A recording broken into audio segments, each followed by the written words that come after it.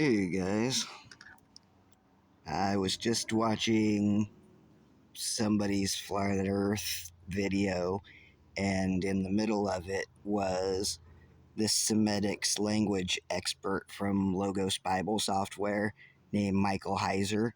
And while he still professed to believing in the globe Earth until he died in, I believe it's going to show us in February of 23, he's going to show us the biblical understanding, the Hebraic understanding of what they believed back in the old days. So Micheal wouldn't agree with my viewpoint, but he shares my viewpoint in this video. So we'll be right back. So most of the people that are viewing my channel probably would already know who Micheal Heiser is. But if you guys need some background, I would suggest even just the wiki. Is the guy just died, so it's obviously the people. If this stuff wasn't right, somebody would go in and change it correctly. So we don't need a huge background on him, anyways. We're just gonna grab the video that he had and share it real quick. The Old Testament shares terms and ideas with the ancient Near Eastern pagans. Again, we talked a little bit about this last week. This should not be a surprise because there are similarities between the conception of how the world that we experience. A surprise because there are similarities between the conception of how. So this is on Vimeo.com. 1603171.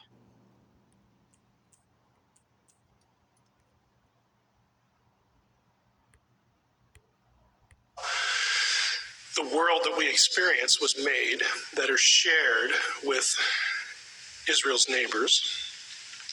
We see these terms as metaphorical, the terms that I'm going to cover tonight. We look at them, when the Old Testament says something like that the sky is supported by pillars. Oh, that's just metaphorical. It's just poetic. To us it is, and you know why? Because we have a scientific worldview. That's why. They didn't. They were serious. No ancient person ever scaled a mountain. Do you realize that? Like the tall mountains? Because it takes oxygen, they freeze, all this kind of special equipment. There's no record that any of them ever did it. Okay, it wasn't until the 15th century that we have, the whole issue resolved of can you sail this way and come out the other? The whole idea about the Earth being a globe and all that kind of stuff, that was debated up into the 15th century. We look at that and go, oh, it's just poetic. It is to us. But what I'm going to say is, again, back to my introduction, if you take it literally, you have to give them the benefit of the doubt. They were serious about it. All these concepts and even some of the terms are part of ancient Near Eastern cosmology. In other words, what I'll show you tonight, the division of the world, what the world looks like in Israelite cosmology, you can find the same descriptions anywhere else. Egypt, Mesopotamia, ancient Syria, the Hittites, whatever. Because this was a common worldview. Now, if we say that Israel knew better through special divine revelation, then we have a problem. Then we have to say that the literature of the pagans, somehow they knew too. Did God speak to them? Where'd they get that information? I really don't want pagan literature to be in any way even looking inspired. Okay, that opens a real can of worms for inspiration. It's just ground we need to stay away from, and for good reason. It's legitimate to stay away from it. If we let the Bible be what it is, though, we can claim it's unique theologically in what it says about God. But if not, then pagan literature is essentially on the same level. And trust me, you don't want to go there. You want it to be unique. Let's get into it here. Exodus 24. Israelite cosmology has 3 tiers. This is the Ten Commandments passage. You shall not make for yourself a carved image or any likeness of anything that is in heaven above, or that is in the earth beneath, or that is in the water under the earth. 3 levels.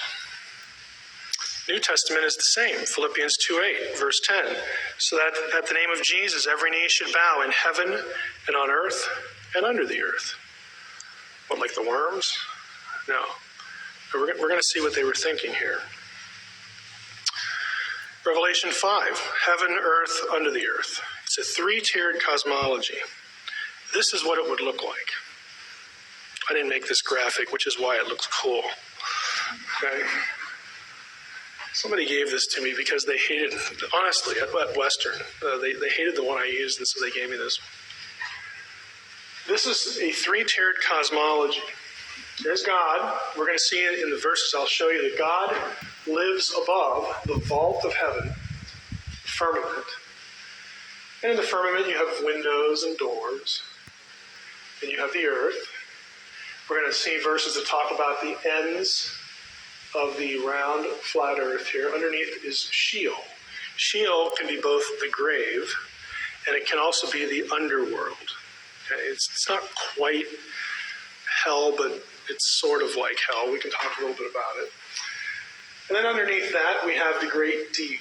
These are all scriptural terms that are on this map. This is what an Israelite, an Egyptian would have had different terms, but the same 3-tiered level, same with the Mesopotamians. Now they have, theologically, they have dramatically different views of what's going on here. Not just who made it, but what's going on. Views of afterlife, the value of humanity. I mean, it's dramatically different. And I've made the comment before, Genesis is about theological messaging. And there are some dramatic differences in what Israel is saying, the Bible is saying, and anything else.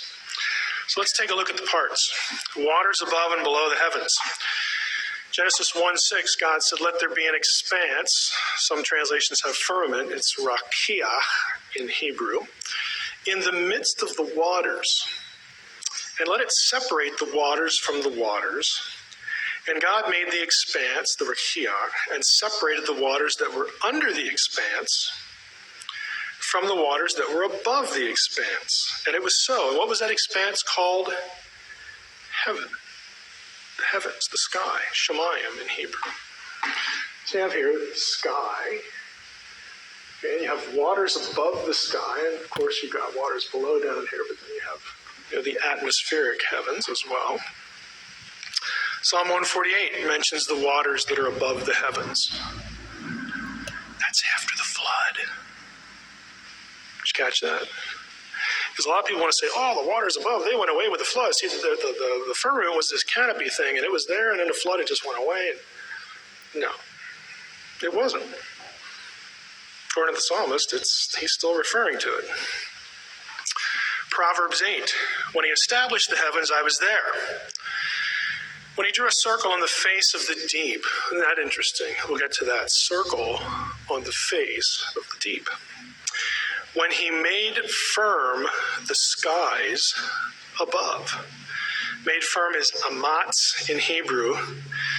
It is the same verb for letting a tree grow firm, hard. Ancient cosmology across the board believed that the sky was this dome over the earth, and it was solid. Kind of like the Truman Show. Okay? They believed that the stars were affixed to it. Some of the stars never moved, but other ones did. And the ones that did, this is why the word stars is attributed to the sons of God and to angels in biblical literature. They believed that the stars were animate beings, that they were really divine beings, and then they'd come to earth as angels, but they lived up there. And those were the ones that moved. Why? Because movement shows what? If something moves, it's alive. Okay? Okay. Remember that he just said that because if it moves, it's alive. And he just said that the stars were the angels and that they're alive. This is Micheal Heiser, the doctor from Logos Bible Software. 1 sec. This is what happens if you use a P1000, a Nikon P1000, and you zoom in on different stars. Right here, it's going to start off with Polaris. And when he zooms it in, if it doesn't zoom in far enough, I'm going to try and use the zoom on the screen to try and bring it in even tighter. But it may, actually, let's make sure we have highest quality it'll let us have. Let's try that again just to make sure that it does something. And let's see if I can find the North Star. There it is.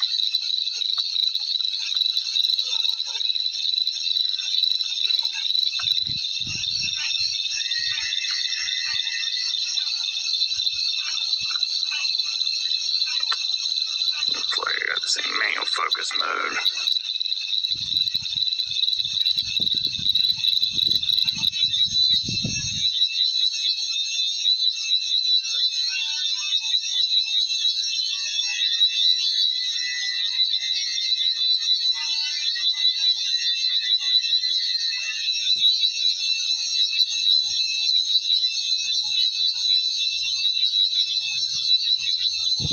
Colors. Kind of neat. The game's playing with the focus here.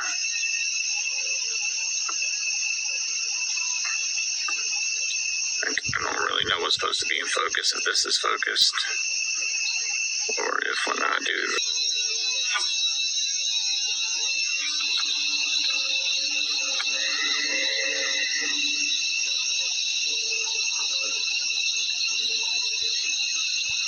so you guys want to see the video that I shot? I don't know.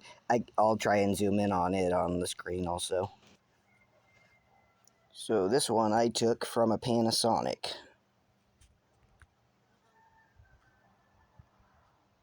It's fast forwarding, not zooming, sorry.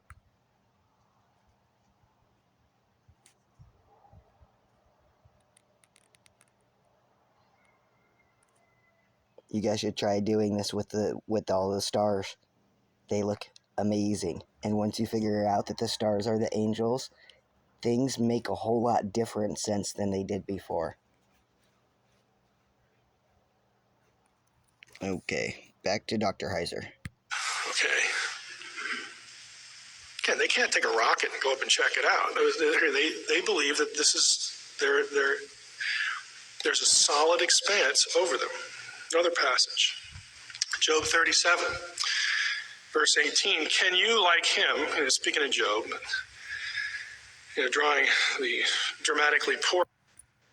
Again, they can't take a rocket and go up and check. Why? Because biblical literature, but other ones did. And the ones that did, this is why the word stars is attributed to the sons of God and to angels in biblical literature. They believed that the stars were animate beings, that they were really divine beings, and then they'd come to earth as angels, but they lived up there. And those were the ones that moved. Why? Because movement shows what? If something moves, it's alive. Okay? Again, they can't take a rocket and go up and check it out. They believe that this is there's a solid expanse over them. Another passage, Job 37, verse 18. Can you, like him, speaking of Job, drawing the dramatically poor comparison of God and Job, of course we know who's going to win there, but can you, like him, spread out the skies hard, kazakh, hard as cast metal, mutsak, as a metal mirror. Mutsak is the same word used in the casting of the laver, the tabernacle where they would wash. It's solid. It's also the same terminology used for flint rock. Again, these passages point to the belief that there's a dome, the sky's a dome, and it's solid. And God lives above it, we live below it. Job 22, did I skip one? No, I didn't. But you say, what does God know? Can he judge through the deep darkness? Thick clouds veil him so that he does not see, and he walks on the vault of heaven. That's where God lives. It's his address. You know, and before we think, oh, that's quaint, how cute. We think that, don't we? If a little child would ask you, where does God live? Up there. Is there something wrong with that answer? I don't think there's anything wrong with it. Use it, you know? Because is there something wrong with that answer? We think that, don't we? If a little child would ask you, where does God live? Up there. Is there something wrong with that answer? I don't think there's anything wrong with it. Use it, you know? Because there's the sense that God lives off planet. Why? Because he created the earth for us. He doesn't need it. He's independent of it. He transcends it. That's all it is. It's very normal. Amos 9:6, he builds his upper chambers in the heavens and founds his vault upon the earth, the vault upon the earth, who calls for the waters of the sea and pours them out on the surface of the earth. The Lord is his name. And Psalm 29, the Lord sits enthroned over the flood. Let's go back here. We talk about the middle tier now, the earth. Here's a God's eye view of the world. If God is sitting above the firmament and looking down at it, what does he see? This is where we get Genesis 1:9. God said, let the waters under the heavens be gathered together into one place. Waters, plural, one place. How can you get all the waters in one place and then still call them seas? And the dry land appeared. That's how you get it. All the waters, one place, earth, but they're still seas, again, depending on what direction you're coming from or where you're at. Because if you're over here, you're going to call this something sea, and you can't really see what's going on over here. So if you live on the other side, that's another sea.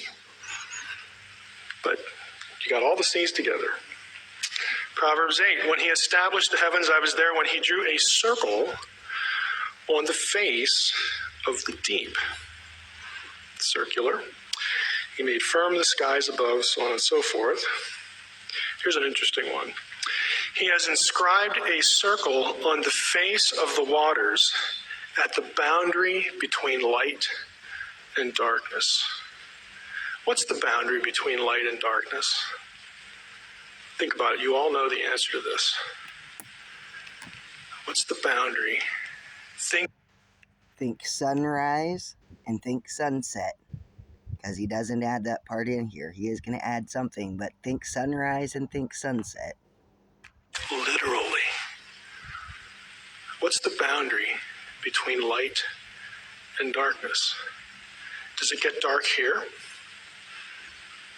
Does it get light here? Where's the boundary? The horizon. That's the boundary between light and darkness. If this is your view of the world, your horizon is right here. That's where the firmament ends and it meets. It's stopping the waters from going any further. And it goes all the way around, the whole thing. Because if you're on a circular earth, everywhere you look, there's a horizon. The place where light and dark meet. Again, I told you I'm going to be a flaming literalist tonight. I'm going to say that I'm going to take them absolutely at their word. Vault of the heavens, pillars and mountains. The pillars of heaven tremble and are astounded at his rebuke. Oh, that's just metaphor and poetry. Yeah, yes, it is. If you ask them, it's like, well, there's that big mountain thing. I mean, that's holding up the sky. Duh. If you don't believe it, go find. I mean, how are you going to find out any different? You know, obviously we can, but the means to do that isn't with them. 2 Samuel 28, the earth reeled and rocked, the foundations of the heavens trembled and quaked because God was angry. Windows and doors, and that day all the fountains of the great deep burst forth, and the windows of the heavens were opened.